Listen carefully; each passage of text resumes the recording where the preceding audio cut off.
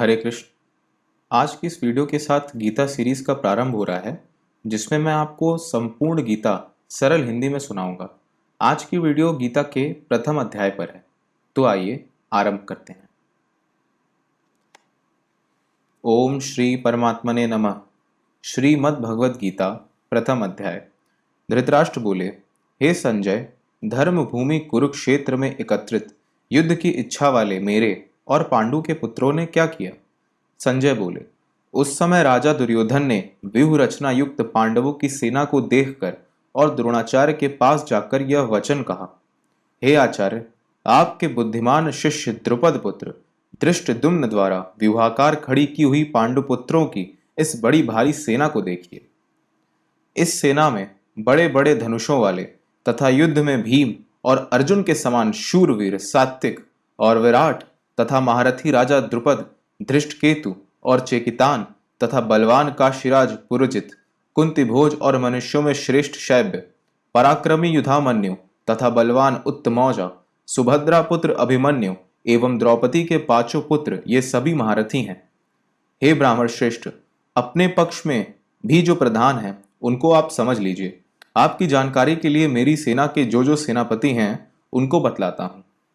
आप द्रोणाचार्य और पितामह भीष्म तथा कर्ण और संग्राम विजयी कृपाचार्य तथा वैसे ही अश्वत्थामा, विकर्ण और सोमदत्त का पुत्र भूरिश्रवा, और भी मेरे लिए जीवन की आशा त्याग देने वाले बहुत से शूरवीर अनेक प्रकार के शस्त्रास्त्रों से सुसज्जित और सबके सब युद्ध में चतुर हैं।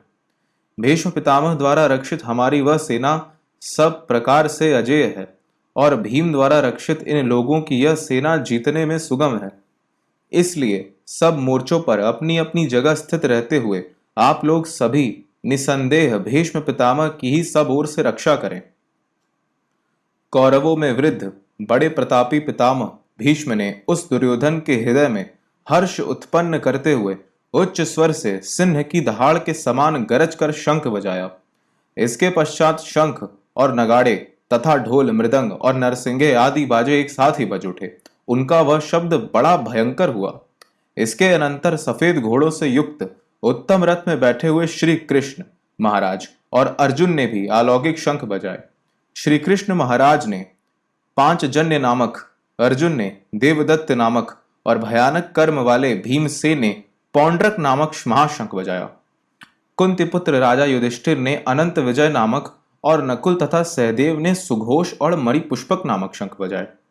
श्रेष्ठ धनुष वाले काशीराज और महारथी शिखंडी एवं धृष्टद्युम्न तथा राजा विराट और अजय सात्विक राजा द्रुपद एवं द्रौपदी के पांचों पुत्र और बड़ी भुजा वाले सुभद्रा पुत्र अभिमन्यु, इन सभी ने, हे राजन, सब ओर से अलग अलग शंख बजाए और उस भयानक शब्द ने आकाश और पृथ्वी को भी गुजाते हुए धार्त राष्ट्रों के अर्थात आपके पक्ष वालों के हृदय विदीर्ण कर दिए। हे राजन, इसके बाद कपिध्वज अर्जुन ने मोर्चा बांधकर डटे हुए धृतराष्ट्र संबंधियों को देखकर उस शस्त्र चलने की तैयारी के समय धनुष उठाकर ऋषिकेश श्री कृष्ण महाराज से यह वचन कहा, हे अच्युत, मेरे रथ के दोनों सेनाओं के बीच में खड़ा कर दीजिए, और जब तक कि मैं युद्ध क्षेत्र में डटे हुए युद्ध के अभिलाषी इन विपक्षी योद्धाओं को भली प्रकार देख लूं कि इस युद्ध रूप व्यापार में मुझे किन किन के साथ युद्ध करना योग्य है, तब तक उसे खड़ा रखिए। दुर्बुद्धि दुर्योधन का युद्ध में हित चाहने वाले जो ये राजा लोग इस सेना में आए हैं, इन युद्ध करने वालों को मैं देखूंगा। संजय बोले, हे धृतराष्ट्र, अर्जुन द्वारा इस प्रकार कहे हुए महाराज श्री कृष्णचंद्र ने दोनों सेनाओं के बीच में भीष्म और द्रोणाचार्य के सामने तथा संपूर्ण राजाओं के सामने उत्तम रथ को खड़ा करके इस प्रकार कहा कि हे पार्थ, युद्ध के लिए जुटे हुए इन कौरवों को देख।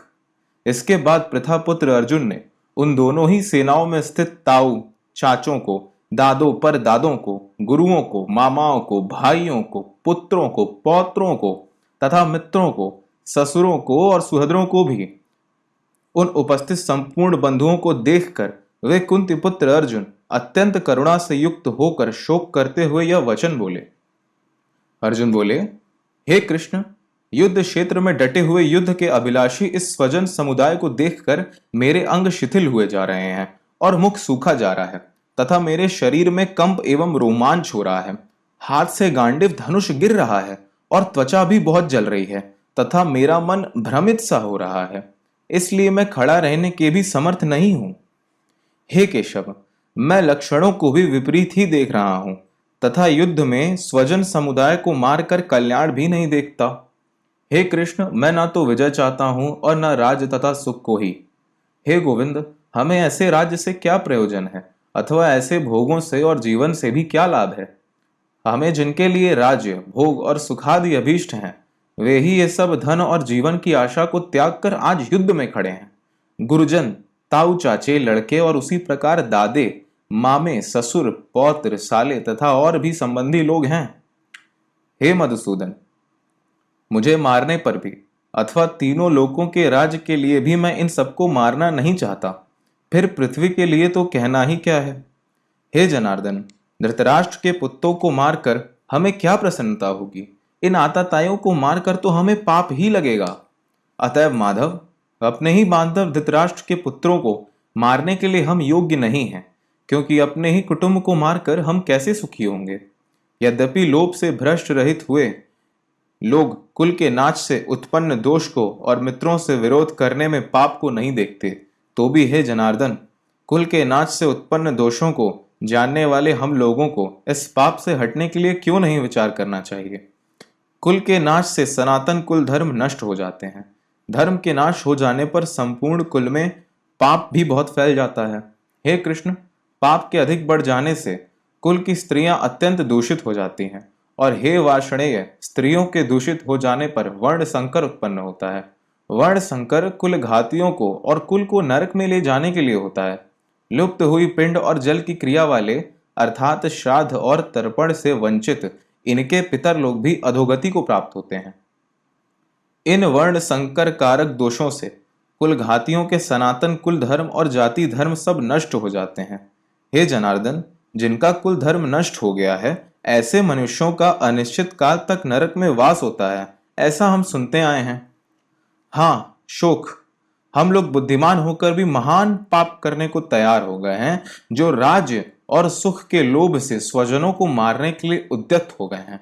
यदि मुझ शस्त्र रहित एवं सामना न करने वालों को शस्त्र हाथ में लिए हुए धृतराष्ट्र के पुत्र रण में मार डालें, तो वह मारना भी मेरे लिए अधिक कल्याणकारक होगा। संजय बोले, रणभूमि में शोक से उद्विग्न मन वाले अर्जुन इस प्रकार कहकर बाण सहित धनुष को त्याग कर रथ के पिछले भाग में बैठ गए। पहला अध्याय समाप्त।